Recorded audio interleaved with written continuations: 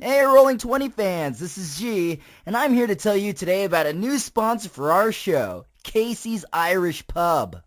This is an honest-to-God Boston or Chicago-style Irish pub located in downtown Los Angeles.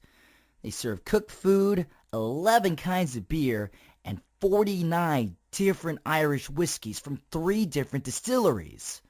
What does that mean? That means if you're looking for a good drink during a Los Angeles convention, you don't have to go far.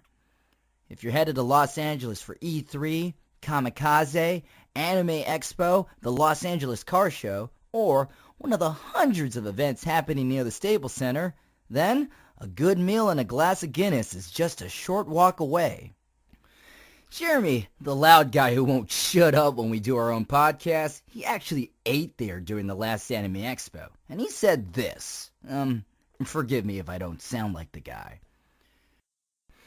I went to Casey's Pub looking for a place to bring people for a good night of food and found it when I was driving people on my way back to the Los Angeles Convention Center. We went back and I had the best steak pot pie in my life down there. My wife had a good whiskey to sip, and 8 of us had fun talking and eating in a place that looked like it belonged in a movie. Casey's just a couple of blocks from the Westin Bonaventure. That means it's close to one of Anime Expo's own shuttle stops. We're even hosting a photo shoot there during the 2014 Anime Expo. If you want more details on that, email us at mspfreight@yahoo.com. Hey, so do yourself a favor. And don't stock up on bad beer and try to mix something sitting at the desk of your hotel room. Ride the elevator, get off at the Bonaventure, and walk to Casey's Irish Pub to get some drinks by their bartenders. Make some new memories and have some fun. We want to see you there.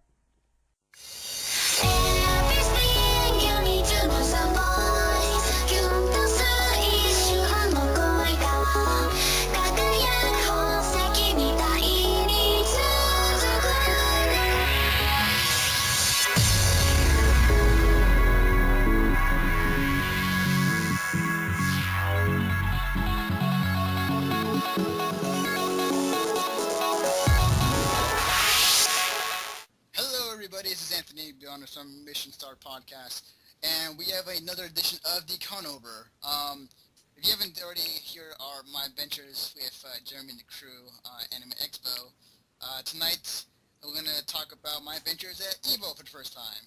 With me tonight, though, are some people that have been to EVO many times before I have, and I feel such a noob just kind of talking about it, but with me tonight from MSP is Derrick. Hey, what's up, guys?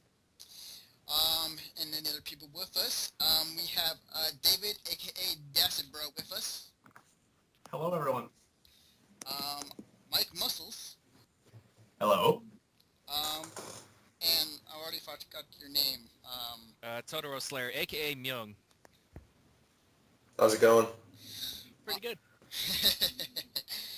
And tonight, we're going to talk about EVO, and all that entailed within not only just what happened competition-wise, but also just the experience of it all, specifically my first time being there.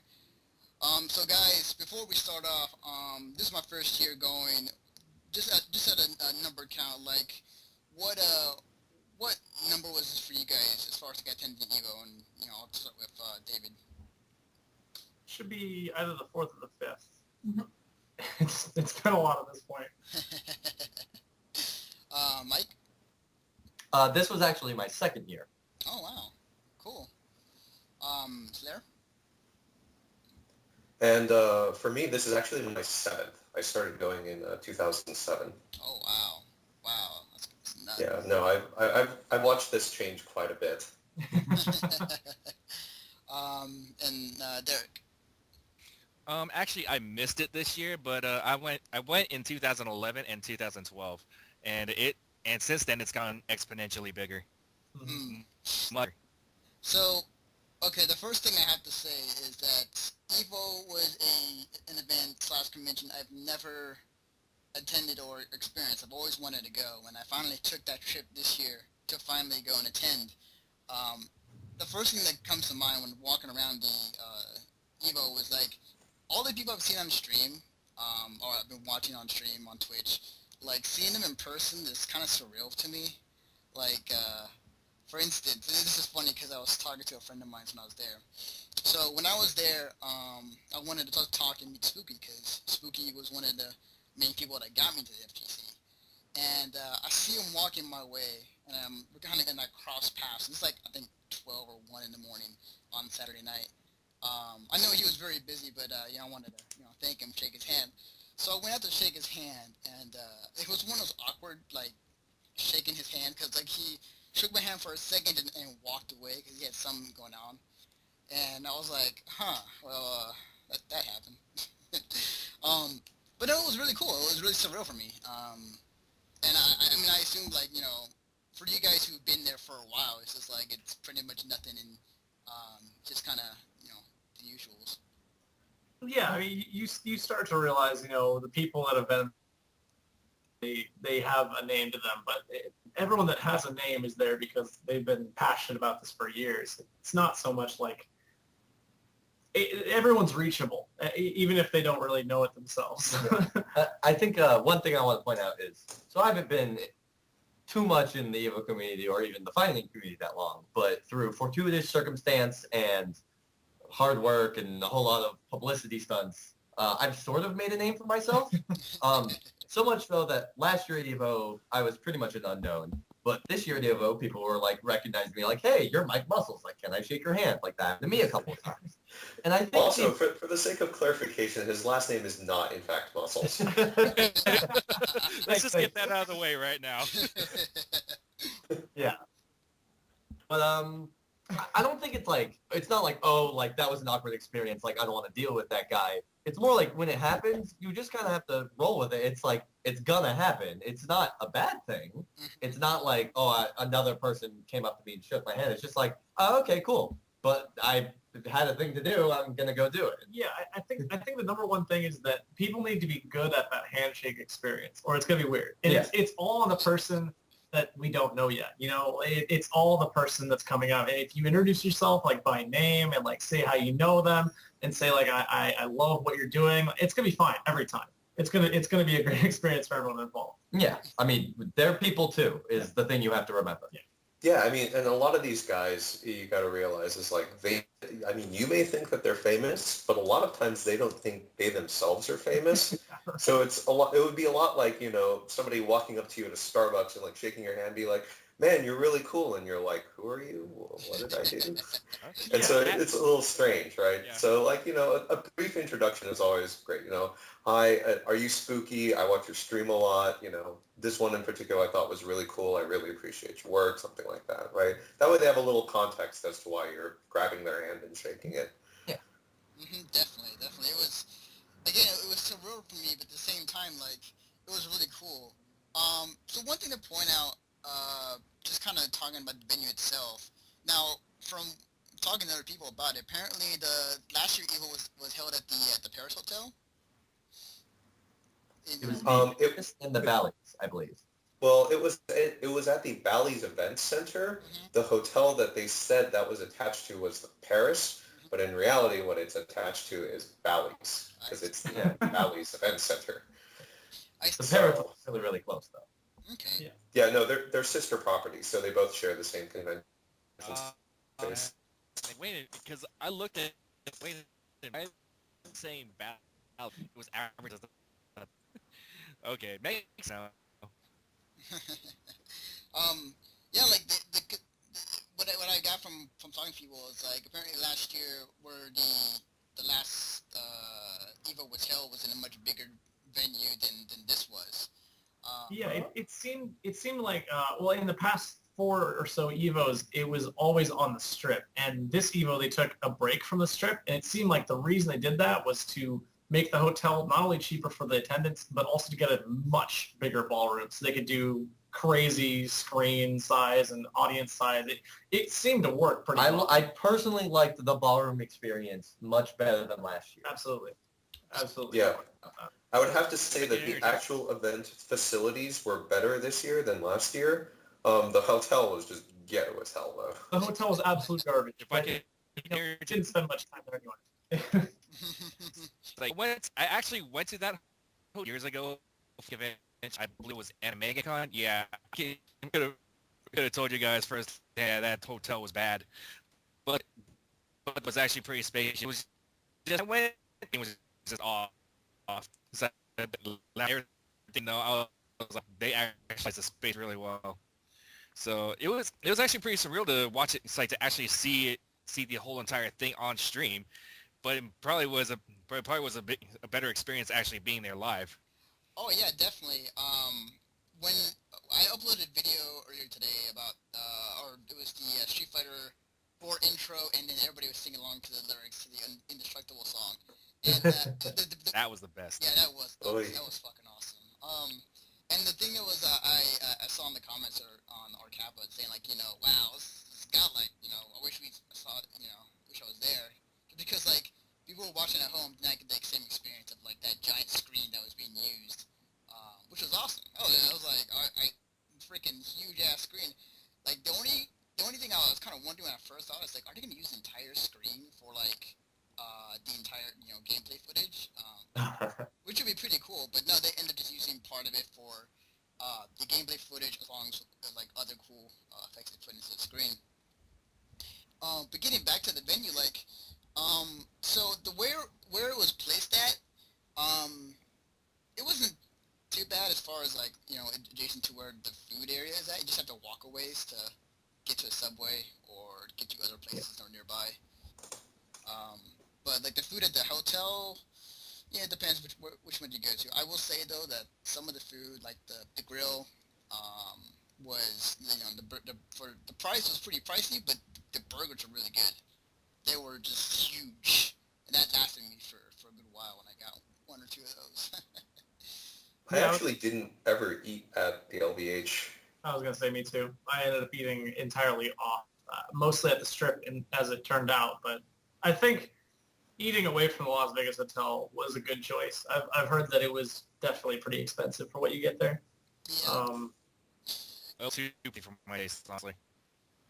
Yeah, it was pretty expensive. Being the new person that I was to EVO, I was like, well, I could stay in the hotel and pay a pricey amount for this food, or I can go outside and in the Vegas seat and just trying to find food that way. Yeah, let's not recommend it either for sure. There are exactly like 3 places to eat in Las Vegas. One of them is Ellis Island, which Dacidbro understands the beauty of. Yes. The other is the Bacchanal Buffet at Caesars. Which I now... And then there's... What's that? Which I now understand the beauty of. Yeah, I heard you ate yourself to death there. I tripled my average calorie intake. Wow. I think Bobby said you looked like pregnant coming back. Felt pregnant. Like, if there was one word to describe it, Food baby. that was the one.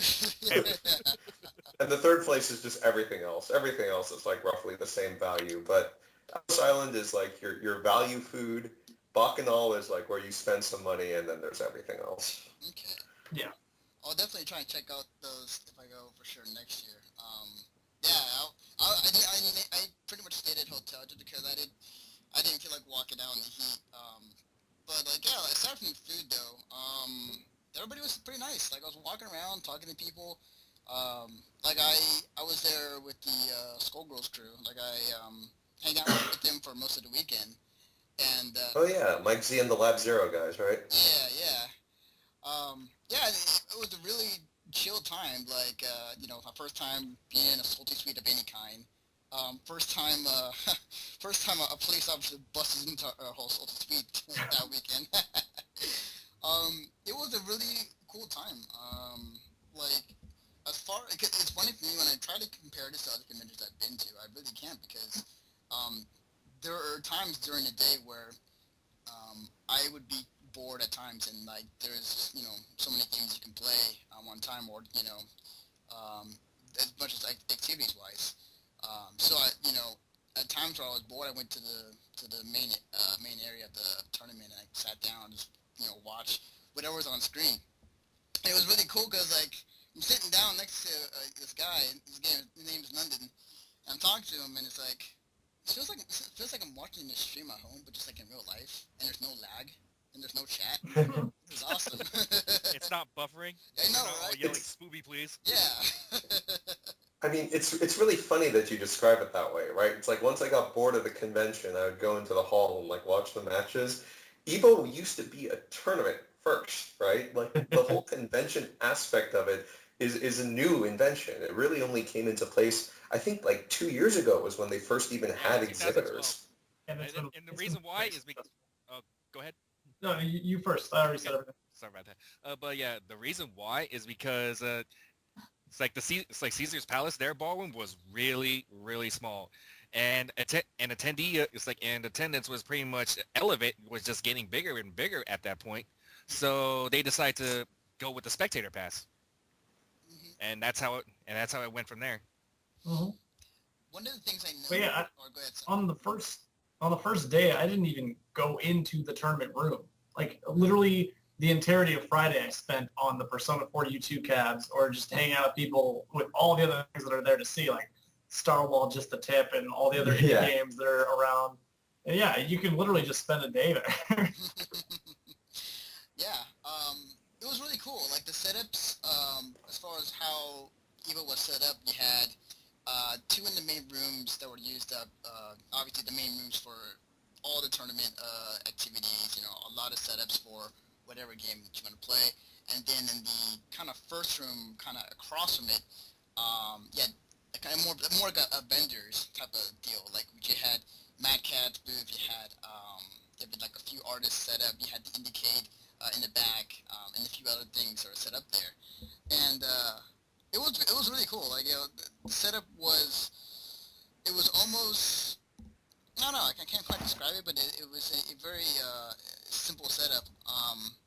Just to throw it out there, like when I got there, the first thing I realized is like, there's an Elvis convention going on at the same time as EVO in the same building. Yeah, it was really sad we didn't get any Elvises. I know, right? And then B, like apparently there was like some other like lacrosse tournament happening too in the same building. So I'm like, I'm walking around and I was trying to figure out what the hell was going on. And then I think it was like in the morning of day 2, I'm walking toward the panel area for the Skullgirls panel, and I'm looking into this other room, and this guy dressed as Elvis is doing one of his Elvis songs and just going all in. And it's like, oh, okay. So there is no Elvis convention going on. Oh man, it was crazy though. It was pretty cool. EVO is strange in that you're there for the fighting games, but every once in a while it has a way of reminding you, hey, you're in Vegas. Just thought you should know. Right. I feel bad for those who weren't there. For those who are like doing the salty sweet and they're making a loud noise and they're trying to figure out what the hell's going on, or just seeing people just randomly like in droves like walking out of one room into another. They're like, what the hell's going on? What is this? Yeah, I'd have to say that's a very fighting game thing, right? Like the whole you part of the experience is going to other people's rooms in the evening, like after the hall closes to like mash out games. Mm-hmm. I don't think I've been to another convention where like the after hours has been quite so active.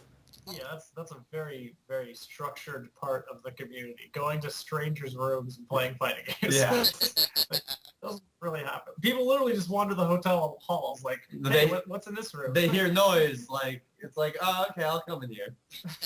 Yeah, no, you listen closely, you listen for button tapping, right? And then if you hear Marvel or whatever game you play in there, you knock on the door, right? You're like, I hear Marvel in here. You guys want to play? I think the funny thing is, I think it was Sunday night. It's like 2, 3 in the morning. I walk into the ballroom or the kind of the first main room of the of EVO, and I see people still up playing games. Like whatever there's an outlet available, people are using it. I saw like Hunter Gonzo and a few other people playing Marvel like in there, just kind of up late at night. I've seen people on the wall playing Marvel 2. People playing Skullgirls and other games. Like wow, it's just like 3 in the morning. They're still going at it. It's crazy. The other thing I've learned from my adventures at EVO is that cosplayers get a lot of attention. especially if you're cosplaying from whatever fighting game that is there. And Women in general there. Pretty much. Yeah. The FGC likes women. And like it was funny because I just came from Anime Expo like a week prior to that, and I brought in my Paul Phoenix cosplay. So like I'm going around and I'm talking to this girl who was cosplaying as Bob from Tekken, and she's like, yeah, it's pretty cool here, cosplay is pretty awesome. And then I told her about my Paul Phoenix cosplay, and she told me, oh, you should bring it down, like Harada is here. I was like, really? Oh shit! So I go upstairs, I change, I come down. Before I even get to the main tournament room, I get stopped like 10 times to take a picture or to pose. It's like, oh, huh, okay. So like the one thing I've learned is that if you cosplay, like male, female, whatever, a lot of people would be very inclined to take a picture of you or just to be amused by the costume that you're wearing. So duly noted for next year if I do go. Speaking of cosplays, sorry, go ahead. I was gonna say also like crossplay is sort of like in Japan at least kind of like a well-known troll thing to do among like anime game fighters. Mm-hmm. So like you'll see a lot of BlazBlue players especially kind of like crossplay and like play that up and have fun with that. Yoshiko. I don't know.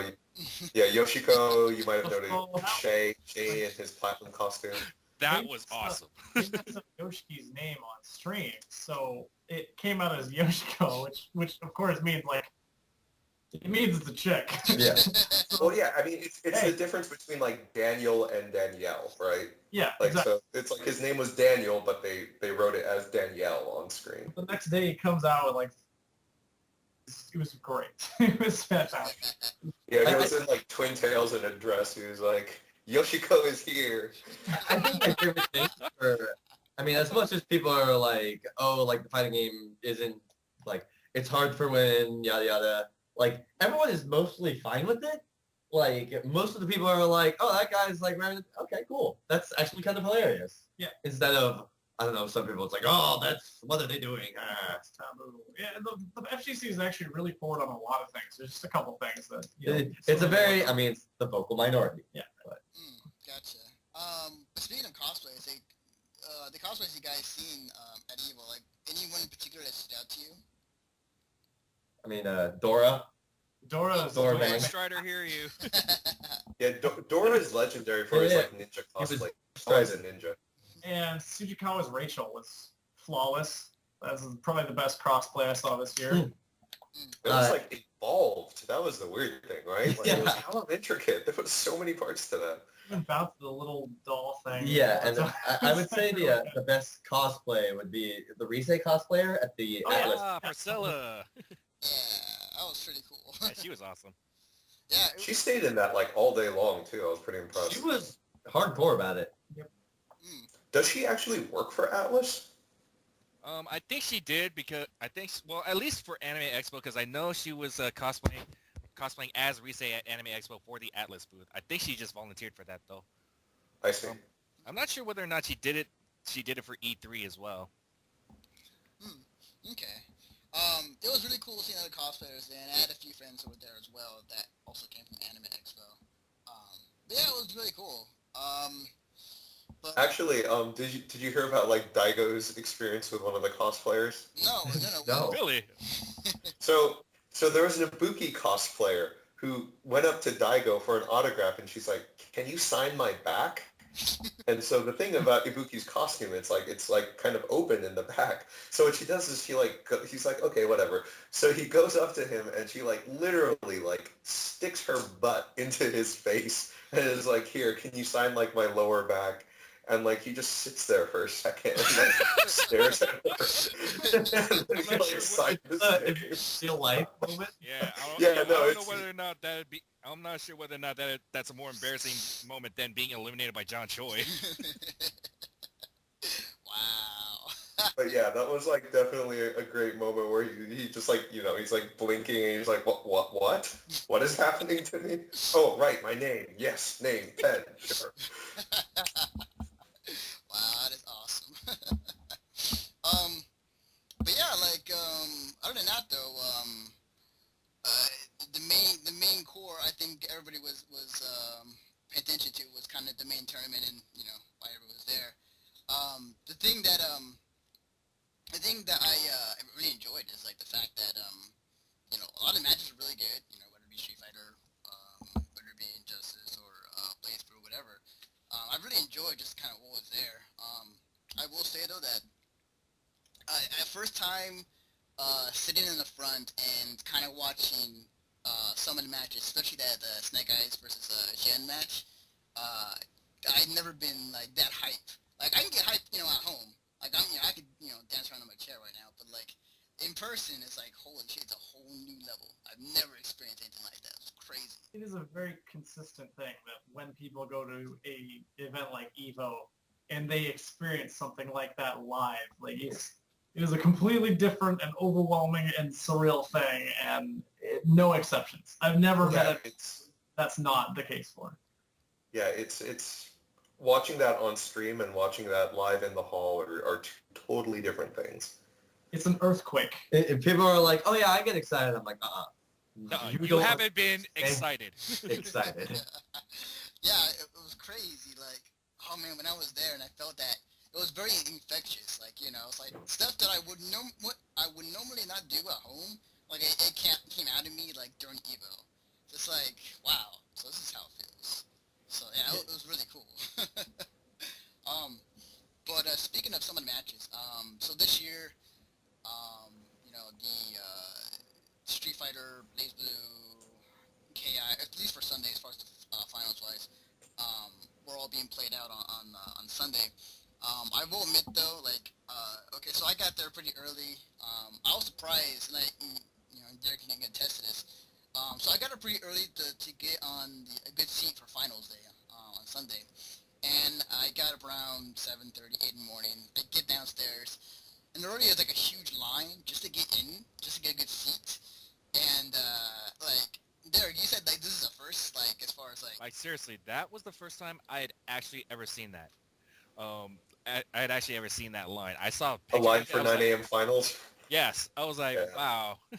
It's like because mostly it was just whenever you go down there around 9 a.m. on Sunday, it's like it's just like, usually it's dead. The doors are open, and there are just people already sitting down. Like everybody else is probably either still passed out from partying last night, or they're still around getting breakfast. yeah, it was. So, yeah, that was a new thing. Yeah, it was crazy. I was surprised. I was surprised. But then again, everything to me at the time was just new to me. So anything that I saw, I was like, oh shit, okay, that's cool. But yeah, like, I got there early in the morning, and I just kind of sat through the entire day, just kind of watching all the finals. That Blaze Blue top 8 was fucking awesome. God, it's so amazing. David had a front row seat. Best day. I have never stopped talking about it since. There have been maybe like hours at a time where I've stopped, but I always come back to it. I always end up watching it again. You wake up in the morning, you're like, Blaze Blue. Oh Man, my I need God. some inspiration. Did that really just happen? Yeah, exactly. I need to wake up. Let's watch this. Yeah, I was pretty tired when I got there, and then by the end of Blaze Blue, I was all awake and just hyped. I was like, oh, all right, this is awesome. So I had barely slept the night before, and I was yelling all through commentary for it, and I tried to get some sleep in between that and Smash afterwards, and I was too jittery to sleep, and I was too exhausted to move. I was like, this is how I die. I think it's over. Yeah, Oh, man. yeah, it was really But hey, you got the #1 hype moment as far as Maximilian goes, Well, anyway. There's no question about it. Gale and Dogger deserve the #1 hype moment. Even Capcom and Marvel players are like on Twitter raving about it. Like Justin Wong said it was the best comeback. Like that's how deep it Yeah, is. yeah. Justin Wong, EVO moment 37. Like, Said it was the best comeback. he's tipping his hat to that comeback. yeah.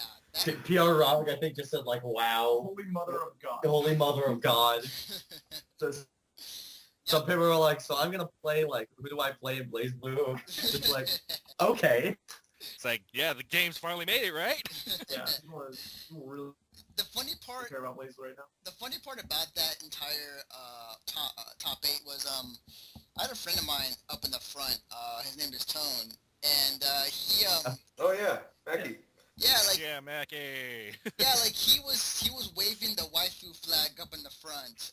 I was Yeah, dude, the right there. IMAX flag. Yeah, and it was funny because like Mike was sitting right next to him.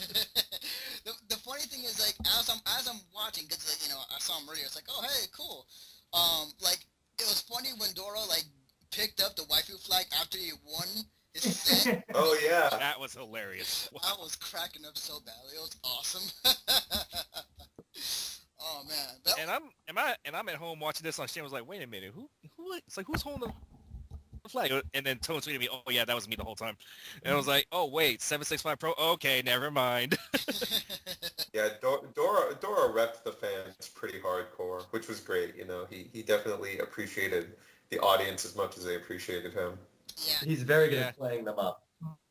definitely. Him and Mao from it's like from the X Mania tournament. Oh yeah. It's like yeah, Mao from the X Mania tournament.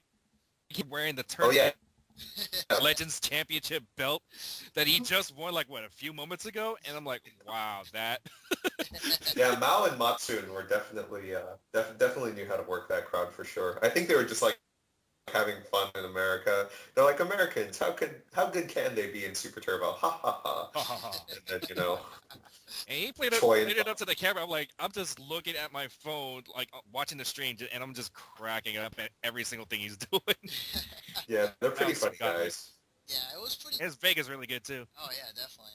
It was pretty cool. I will say the one thing I noticed, and for most of every final that happened that day was like a lot of emotions were flowing pretty high. Like every other person who won their tournament like cried. And it's a real testament as far as like how hard they not only fought, like how hard they trained for this one event, and yeah, it's really cool seeing it. Like you don't really see that much in like other competitive games nowadays. It's really cool. It was a really cool moment, no doubt. But yeah, like Blaze Blue was awesome. Grand finals fucking woke me up. I mean, and I just want to add a slightly different color to what you just said. In Japan, it's a little bit different, right? Like, so let me just, for an example, let me ask you guys, how much money about a month do you budget for video games? Or do you budget anything at all? How much on average would you say you spend on video games every month? I'm very good at spending money. I budget, like gas money to get to Game Center. And that's about it. Yeah, Right. pretty much. I mean, it depends for me. It depends if there's a sale going on. But if I were to put a number, I would say maybe $20-$30 a month. Pretty 20 much. or 30 bucks a month. So, to practice Blaze Blue in Japan, you have to play in the arcades. Absolutely. There's no practical alternative. You have to be in the arcades. Each game is $1. Wow. And if you are practicing all night, you are at least going to be playing, 5 games minimum? And that's if you win a lot and get to stay on the machine. So total that up over a month. Wow. That's $150 every month, right? Yeah, spending. Yeah, like they're spending, just in terms of money. This is not even talking about time, in terms of like emotional capital, anything like that. Just in terms of money, right? They're spending, 7-ish times? 6-7 times the normal amount that we would budget. So like, yeah, it's real. Like the amount that these guys like sacrifice for this is really, really, really real. Wow. Quite a bit. That's crazy. Wow. So they don't play the console version at all? Like, is there a reason why? It's not feasible in Japan between the cultural understanding that you just don't go to people's houses that much in Japan and the fact that arcade games are way more prevalent there because they get arcade games before anyone else. Yeah, the thing is like, so the console version is good for practice mode, but that's about it.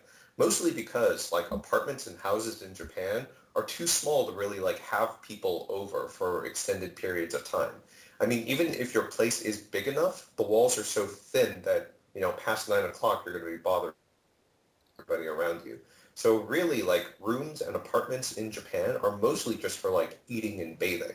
The rest, you're at work, you're at school, and then after work or after school, you're out doing stuff with people. And that's just kind of like how the culture works there. So yeah, like if you're practicing games, if it's not practice mode, it's at the arcade. Wow, that's crazy. Wow, I didn't know that. Yeah, it's very different. It's a real different game out there. Wow, that's nuts. Ain't no better way to get an authentic arcade experience than at an arcade. True, very true. Um, I will admit, while I was sitting there the entire time, throughout the entire day, I did sleep through most of KI. But prior to that night, I stayed up late and I was pretty dead tired, 'cause waking up early. And the funny thing is, like, I was walking around with my Spider-Man cap on, and but by the time KI started, I just put my glasses down underneath my chair, put the mask on, just slept for a good while, and nobody noticed. But no, I caught the tail end of that. Was pretty cool. Like, it was great to see somebody who plays the game fully to win KI, and not like another player who was like from Capcom that usually wins it. Didn't this time, so it was really cool to see that for sure. But aside from that, like everything else from then on was just like hype on top of hype on top of hype. Like Smash, oh my god, it got crowded. Axis Pikachu. Axe. Axis Pikachu, man. He almost beat Armada. That was He force stocked that one dude in a minute. Oh my That's god, crazy. the 4-stock was so crazy. That was so insane. Silwolf is not an amateur. Like, it's not. He almost had the JV 5 stock. Yeah, Wow. it was crazy. Like I've never. That's JV crazy. 5 stock. Oh my god. I don't know. I think the unsung hero of Smash was Hungry Box Absolutely. beating Armado, who he's Twice. never beat before. Twice. Yeah, Twice. Wow. Box was an animal. I put money against Hungry Box in the Armada match because I know, like, he's never beaten him before. And Hungry Box ends up taking over Armada. I had one of those, like, WWE moments where, like, like, the Undertaker loses and And then it cuts to that black dude going, yeah, that was me. That was me. Proud. I was like, oh, that doesn't exist. Yeah, it was crazy. Like I've never seen anybody use that Pikachu so good in that moment, and like just oh my god, it was crazy. Axe was unbelievable. Axe is just insane. Axe made Pikachu look like a good character. He's not. Yeah, exactly. It was like Dora, right? Dora made Bang look like the most powerful character in the game, and he is not. He is the Dan of BlazBlue. That's absolutely right. wow, really? And Dan is actually surprisingly good in this version of Street Fighter. So it doesn't mean as much as it maybe used to. But yeah, he's not a strong character. For sure. It was crazy. Like, it got really crowded pretty fast in the room. Smash, and once Smash started, like, it was the one thing after another as far as like just hype, building hype, until we got to the grand finals, and it was very infectious, and it was like at a point where like I'm looking around and like nobody, like for every seat in the room, or at least a good part of it was filled watching Smash. It was crazy. It was a really awesome moment, no doubt. Well, it was also the middle of the afternoon, so pretty much everybody had just come back from lunch and they just wanted to. I'm pretty sure people were filing in for Marvel too, so that was probably a big factor into it as well. Not to mention, I mean, Smash is just really hype right now. People love Smash right now. Especially with the upcoming Wii U and 3DS version coming out. Oh, definitely. Yeah, there's mixed reviews on it, but you can't deny Nintendo's involvement for the first time. So it does mean a lot. Oh my god, the Reggie Fils-Aimé like video. Yes. So no job. The instant he said no Johns, I started cracking up. I'm like, wow, how does he know about that? That is the most direct acknowledgement the community's ever gotten right there. Like, even more than the Invitational. That is the most direct, from the mouth of Nintendo acknowledgement. Yeah, like even Capcom. When has the CEO of Capcom ever like given us a video address, right? Yeah. Yeah, definitely. It was cool. Like, I feel like Nintendo, or as far as like Reggie, is like, it's funny because when he said that comment like during E3 to Hungry Box, it's like somehow Reggie became like the like unofficial like FGC member of the FGC. Wait, what did you say to Hungry Box? I missed this. Just beat his ass. It's like yeah, I'm gonna be training on my 3DS, and by this time next year, I'm gonna be on that stage. I'm gonna kick your ass. Something along those Fines. Yeah. That's amazing. I know. He just held his arms out like he was the Messiah. I think D1 just like fell over. He was dead. He was Wow. gone. Wait, yeah, speaking of D1 in Prague, I think that was probably one of the more somber moments of EVO. And, Prague's goodbye. done so much. Yeah, definitely. I didn't know prior to coming in that this was Prague's kind of last hurrah or goodbye to him commentating for Smash. And, yeah, it was a pretty emotional moment, no doubt. Yeah, a lot of tears were happening, and yeah, I mean I felt that. So that was. Yeah, I had breakfast with him on the day he was leaving EVO. It was so sad for him, man. You could tell he just did not want to leave. Wow. He had done so much for the community, and it's finally at the point where it is now. And for him to have to leave, it's like, wow. College, Yeah. Yeah. You can do it on your own now. Except you have like 1,000 kids. You raise your children to leave you, right? Yeah, that's true. Much. That's true. But yeah, it was Smash Finals top 8 was awesome. It really got me like wanting to play Smash again. So I was like, that's pretty cool. And then Marvel happened. So The Return of the King. yeah. Yes. So I will admit, okay, so I played Marvel for a long time. I've stopped as of later, probably like the last couple months because I just kind of realized like this game is it's pretty bullshit. This game is ass. It's like we don't blame you. A lot of people think so too. Yeah, like I played Team. May I just tell you, like, oh, sorry. Oh no, go ahead. Sorry. Go ahead. Oh, I was going to say, this is part of the reason, like, towards the end of Game Center, I sponsored Vineet's Marvel career because I saw his team and I realized if anyone could tell the world what kind of game Marvel is and how terrible it feels to play Marvel 3, it would be Vineet and his team of Firebrand Skrull Doom. And I wanted to spread this message as far and wide as I possibly could. Oh, someone So told I me sponsored Vineet. What's that? There was a triple perfect this year from Beneath to some... Yeah. I saw Somebody from Mexico at that. I'm like, wow, that is... Yeah, I actually put that down as a hype moment. I was like, wow, that is just... Slot machine. You press start and like you don't play until it's over. Like I'm not sure what it was. I missed that moment, but I'll go back and check it out. But like I heard, yeah, like he got 3 perfects on this one dude. I was like, wow. Yeah, the perfects in a row. That was unprecedented. I had never seen It wasn't in a row, actually. So he perfected him once, he lost the second game, and then he perfected in the next 2 games. Wow. Testament to how wild the game is. Wow. No, I feel it was Vineet, like, in the second game, he took a hit. He's like, well, this isn't going to be a perfect. It's not worth it. It's like, drop it. Yeah, it was. Oh man. Yeah.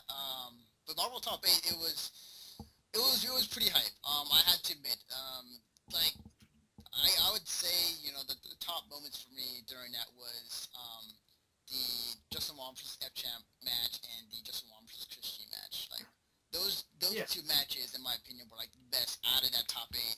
And I was like, holy crap! Like, I'm not usually this hyped for this game, but I really am for some odd reason. Yeah, you want to know how hyped the Justin Wong F-Champ match was? After it was over, after he pulled off the Shoryuken Super to kill Phoenix and Doom, he tweeted 2 simple words, like literally moments afterwards. Holy fuck! Like he himself did not believe that just happened. That's how surreal that moment was. Yeah. Yeah, I really wanted to ask somebody, like, did that look intentional? Like, did he know that was going to work, or was he like, I'm close, let's just try it? I was just nice about that actually, and he said that the reason why was because Champ thought he got the hit and he didn't, so then he called the assist to kill, and that was not the case. Oh. It's like, because like it looked like Champ was mashing L a little bit. Justin caught him on it and did super. Yeah, That was something like that. That was crazy. Man, I was up off my seat when that happened, and the funny thing is, because I was trying to record on my video, on my camcorder at the same time, so I'm trying to be as hype as I can, but at the same time not drop my shit and like, ruin my camcorder. Like, fuck yes, oh shit. Like Justin stumble at the end of Grand Finals. Oh man. Oh, his barrel roll. Yeah. That was hilarious. He was like, yeah, it's like the hype literally just keeled over. Oh man, it was nuts. It was crazy. You know what's funny? Okay, so this entire day I was watching everything from my seat, and getting off, for that matter. Okay, Derrick, I feel like this guy kind of embodied you, just like the way that you're kind of, animated sometimes when you get into it. Yes. And he's a few seats in front of me. I'm not sure if this is the same person, but like, I think it was Andy OCR, like a few seats in front of me, and he was, Really? and this guy was really animated, just like. Yeah, that's how a lot of us tend to be whenever it comes to majors, at least. I mean, whenever how am I gonna say this? So, but yeah, whenever something really really big happens and you feel like something impending is gonna happen, it's like that's when you really start getting into it. Oh yeah, definitely. So Definitely, it's like in the heat of the moment. Yeah, definitely, and I was kind of observing him and kind of seeing what's happening on the screen. It's like, wow, it's cool, and it's something that I like to see, definitely. It just shows the passion as far as like how much love for whatever game is up there. But yeah, I mean, I think like I don't mind watching top 8 Marvel, at EVO. It was pretty hype, and I don't play the game more, but it was pretty fun to watch. That's why I spectated. Yeah. Yeah, that game's Like- always to watch. I think EVO is a good time to watch games you don't normally watch because if nothing else, you're going to be seeing the top of the top of the top. So you're going to be seeing the representative of the game. It's like, oh, this is what the game should look like if you don't even know. Definitely. So yeah, Marvel was really cool. It was really awesome. And then there was the announcement by Harada of Tekken 7, which looks pretty cool. Which was leaked. Yeah, which was leaked. Which I mean, I think IGN accidentally leaked that. What I've heard. Actually, from what I heard, it was Ono. I'm not sure whether or not he was trolling, but during his speech, it's like in which Street Fighter was in the works, I think he said something along the lines of, yeah, I'm sorry for leaking the Tekken 7 image. No, like I've heard, I mean, okay, first of all, Ono's really cool, but I couldn't understand a word he was saying up there. And like, I found a translation afterwards. He said that he didn't leak Harada's Tekken 7 trailer, no. Oh, okay. Yeah, it wasn't him, but I've heard it was from IGN or from somebody else. But yeah, like it was cool. New Tekken coming along the ways, and yeah, it's cool. But then went on to Ono saying, about how Street Fighter is coming along and how they're working on rebranding the series or something along those lines. And for anybody who's curious, I think somebody in RCAPA translated what he said. The whole spiel is there if you guys want to check it out. But yeah, and then moved on to the last, grand finale of the day was the Street Fighter 4 finals in top 8, and that was cool. That was the best. Insane. That was the best Street Fighter I've seen, like, I would say since last year at EVO. Like the level of talent in top 8 Street Fighter was just insane as far as like how good these players were. Yeah, like even like I was rooting for Snake Eyes in that Luffy match, and like that match could have gone either way, but I was so tense. Like I was like kind of praying for Snake Eyes, like to pull it out, but yeah, it was crazy. It was nuts. Rose backdash too good. Yeah, definitely. Yeah, watching Luffy like chase him down in that last second and like smack that dude in the ass basically for the timeout win. That was That was the amazing. best. Yeah. I think well, actually, go ahead. No, go ahead. But yeah, I was watching I think one of the. Well, I wasn't there for. actually rewind it a little bit from Sunday and go so I can go back to Friday. Mhm. I didn't watch a good majority of Street Fighter pulls from as far as Friday went because I had to go to a family function. Mhm. But when I came back and looked at all the brackets and saw all the eliminations, I'm like, whoa, Yeah. are you serious? Yes. Yeah. So many upsets. Yeah, top 32, and especially top 16 of Street Fighter was a bloodbath. Yeah, it was nuts. Like, I was there sitting down watching Street Fighter as well as for top 32 or top 16 that was happening that day. And like, One Frame Link had this really cool thing they added on the screen where like it'll tell you The fight stats, yeah. yeah, like it tell you updates like who got eliminated, as well as stats. But Oh, Hello? yeah, sorry, my tablet took a little tumble. okay, that was that was okay. But yeah, like it was cool. Like it was showing updates, and like every time like somebody was eliminated that people loved, like people were like no, and like it was cool. Like there was a lot of blow ups. There was a lot of like fucking like people that you would think would get pretty far in tournament that got like blown up. It was crazy. It was nuts. Um, I especially liked just, because of historic precedent, John Choi killing Daigo twice. That And, like, I was like literally mind blown when I saw the video from Art's YouTube channel. I'm like, oh my god, really? John there's Street Choi? Fighter- Yeah, no, and then it was the Super Turbo moment that made my brains leak out of my nose. I was just like, oh my god. He did After again. years, after so many years, he just finally had his revenge. that And I then just love it because you put so much talent in one place, and things are gonna happen. oh yeah, Yeah, definitely. It's like the level, like seriously, 2,000 entrants, the level of talent was just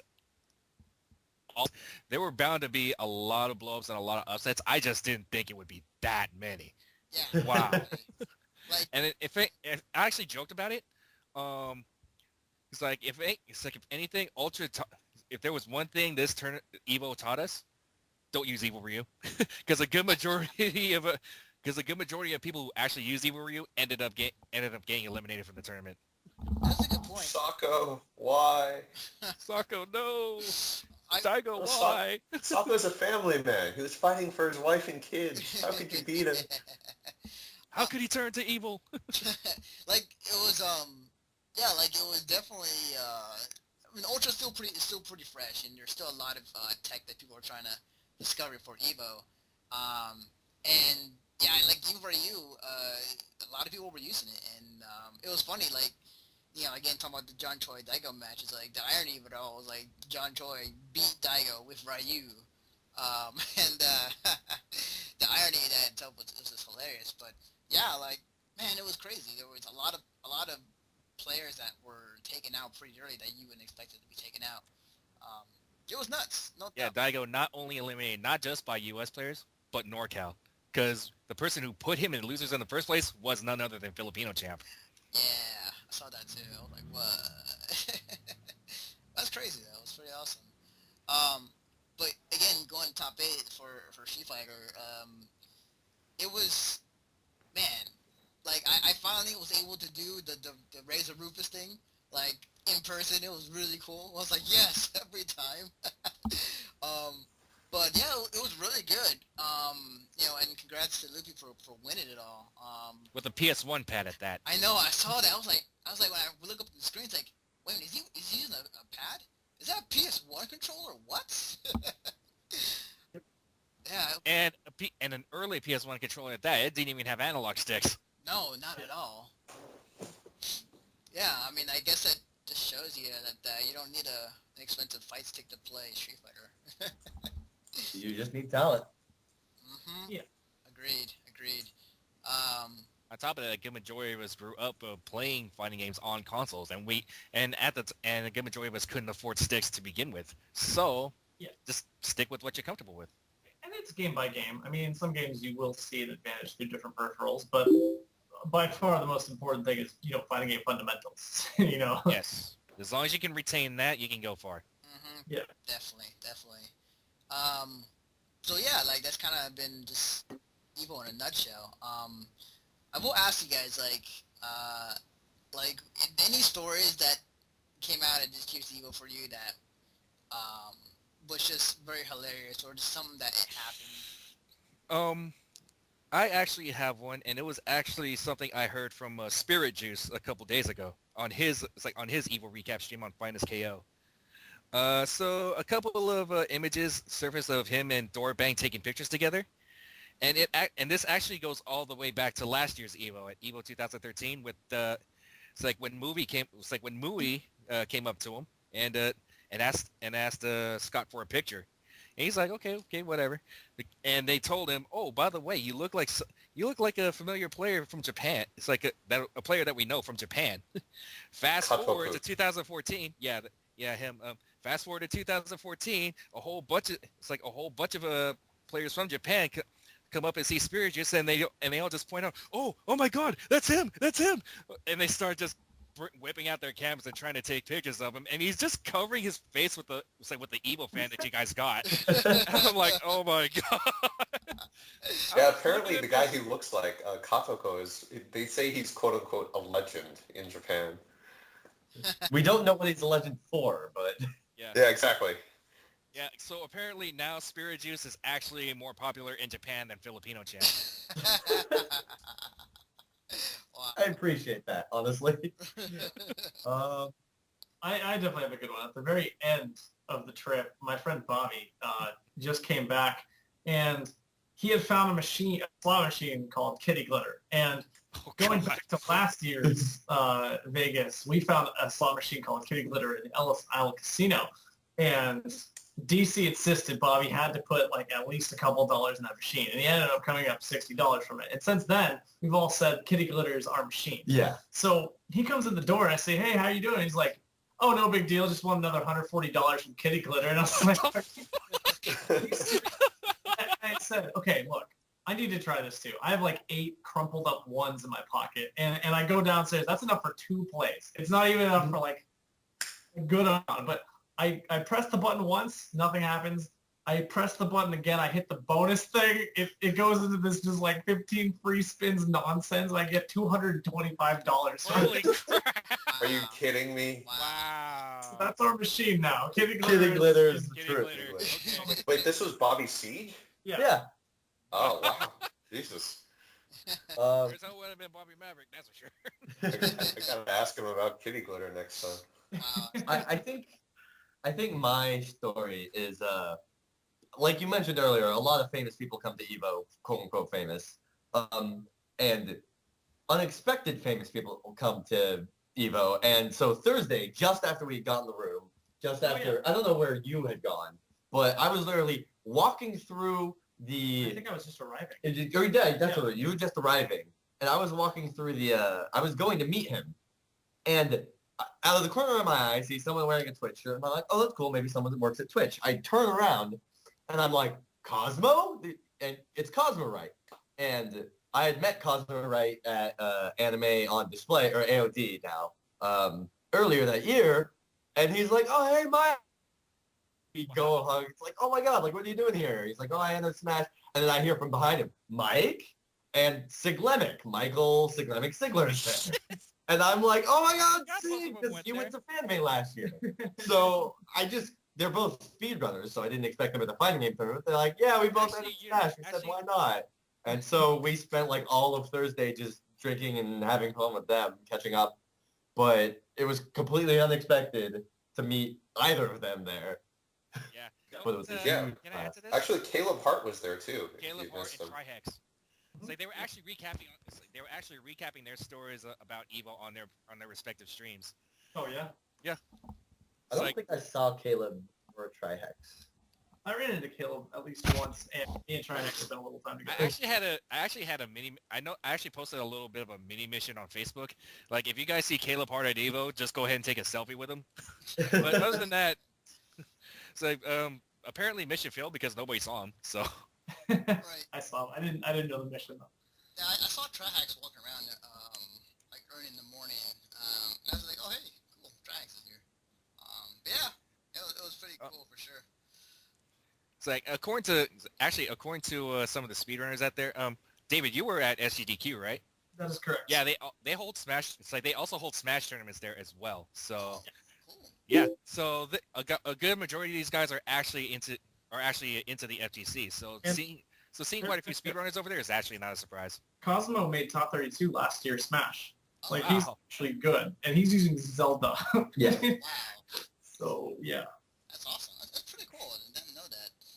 No, there's overlap there. Smash and speedrunning definitely overlaps. Wow. Is there any stories that you came across at EVO? I'd say that's most of my ones that are like on the top of my head. There are a lot of them, but it's hard to think of. Like, well, if you want like past Evo stories, I have one at least. No, it's cool. Like for me, I think my story for this past EVO, aside from having a lot of fun, and just like meeting people that I talk to online, especially for Skullgirls, because there isn't much of much of us playing the game anyways. But it was really cool meeting people in person. I think the one story I have is so I'm at the Salty Suite Saturday night at Lab Zero Salty room for Skullgirls.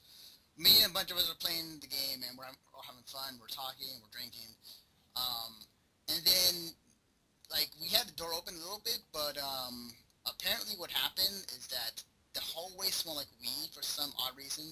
Somebody was running. Oh my God. Somebody was running up and down the hallway screaming, and apparently like people filed complaints against us, thinking that it was us. Like doing that. So a police officer came up and just kind of asked who was in charge of the room, and just told us like just lower the game volume down. These are the complaints we got. Close the door maybe, and whatnot. So the ironic thing is like out of all the groups like within the FGC, like Skullgirls group is like probably the most nicest, friendly people you can run across from, and like it's funny how we got a complaint about weed noise complaints, and weed was just like hilarious to us. But yeah, like we almost got shut down, and like for the rest of the time that I was there, like we had to keep our noise level down, and while we played the game. And it was like that was a moment where like, so does that mean Skullgirls is like it's like officially like FGC now, or like It always has been. I know, but like even more so. Like I saw like when it was tweeted out, like everybody's like, "Oh shit, yo, Skullgirls." But no, it was just one of those moments that happens. It's like, oh, it's that normally you won't experience unless like you're at an anime convention and like that happens. But yeah, that's my story. But yeah, overall, I mean, man, it was great. I really thoroughly enjoyed myself, and I cannot describe how hype I was the entire weekend. And there's one other thing I've learned is that bring more money for side betting, because Oh yes, the investments. yes, like I was up in the front for most of the day during finals, but even then, like just like going to the Salty Suite or just walking around, like every other 5-10 minutes, I just hear, yo, I got $5 on this guy. Who you got? Or I got $10. Do you want to do this bet? So I was like, wow, this is nuts. Like every 5-10 minutes, I hear that. See, here's the thing. I mean, listening to this whole conversation, if anything, you should be bringing cash for kitty glitter. I mean, that is obviously the best investment you could ever possibly think of. Yeah, by our numbers, yes. Yeah. Now that I know, I definitely will for sure for next year if I definitely do go. But that's about it. Thank you guys for joining me for this podcast. I mean, I feel like I'm very much still the noob of this group. I was like attending EVO, but I have to say it was like probably the time of my life worked out. But so thank you, David. Thank you to Mike. Thank you to Slayer, and thank you to Derrick for joining me for tonight. Very glad to be on. Thanks for having us. It was our pleasure. Thanks a lot. And before we go, Derrick, where can they find you on the internet? Okay, you can find me on Twitter at KamenRiderTag, KamenRiderTag. You can also find me on Instagram at KamenRiderTag. And that's about it. Cool. David, where can they find you on the internet? Probably the best way is just Twitter, twitter.com/Dacidbro, Dacidbro. Also, contact me if you're intending to play any of the 5 anime fighting games that are coming up. We have Blaze Blue, we have Persona 4 and 2, we have Under Night Birth, Arcana Heart 3, and Guilty Gear Xrd. So if you're intending to play any of those games, I can find your local scenes for you. So by all means, hit me out. Of course. What'd you say?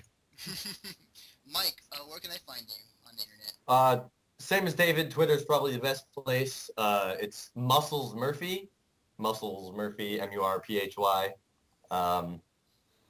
that's about it, honestly. I have no other claims to finding scenes or anything, but I'm a cool guy. Follow me. Last but not least, Slayer, where can I find you at? You can, so for those of you who are wondering, my name is Myung. You can find me at Totoro Slayer, just one word, and that's a Twitter. But yeah, find me if you're in NorCal. Definitely message me, and got anime games and events that happen almost every weekend. So at Games in Arcade, the Games in Arcade Mark II. Yeah. Cool, awesome. You can follow me personally on Twitter at DefectiveNaruto. You can follow the work that me and Derrick do as well as this podcast on our website at missionstartpodcast.com.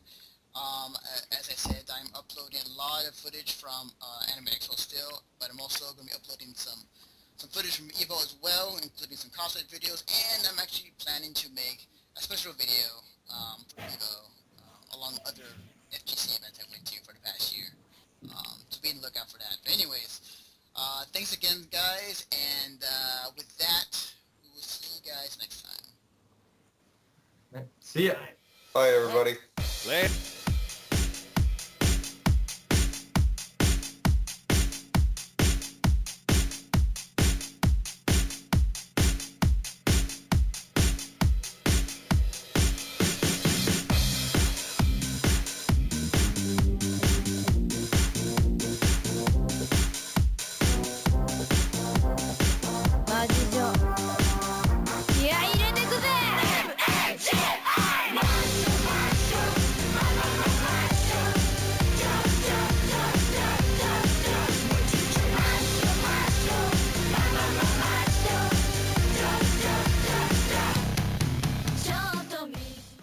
Hello everybody, this is Anthony Bionis from Mission Start Podcast, and if you enjoy listening to us, not only on the website but also on iTunes, be sure to check us out on Stitcher as well. Stitcher is an iPhone, Android app, also on other smartphones. You can download for free, and also registration is for free too. It's an app that you can listen to any podcast that is on there without ever downloading a file. When you register with Stitcher, be sure to put in promo code Mission Start or Conover or both, and you get to automatically be entered into a $100 prize every month from Stitcher. So be sure to check us out, support us, and we'll support you guys.